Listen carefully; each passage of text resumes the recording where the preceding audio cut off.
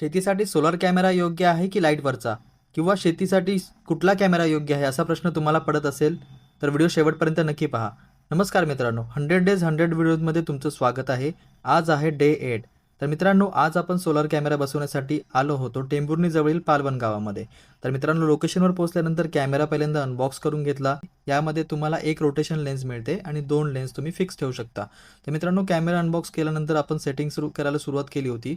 त्याच वेळेस बाबांनी लगेच खड्डा घ्यायला सुरुवात केलं होतं जिथे आपण कॅमेरा पोल रवणार आहोत. तर मित्रांनो, पाहू शकता त्यांनी एक मजबूत पोलचं स्ट्रक्चर तयार केलेलं आहे नट बोल्टमध्ये.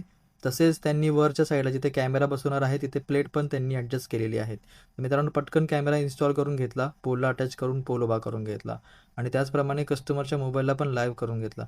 तर पाहू शकता इन्स्टॉलेशन किती क्वालिटी झालेलं आहे. तर मित्रांनो, राहिला तुमचा प्रश्न की कॅमेरा कोणासाठी योग्य आहे, सोलर कॅमेरा कोणी बसवला पाहिजे. तर मित्रांनो, शेतकऱ्यांना जिथे वीज नेणं शक्य नसतं किंवा केबलिंग करू शकत नाही अशा रिमोट लोकेशनला तुम्ही सोलर कॅमेरा बसवू शकता.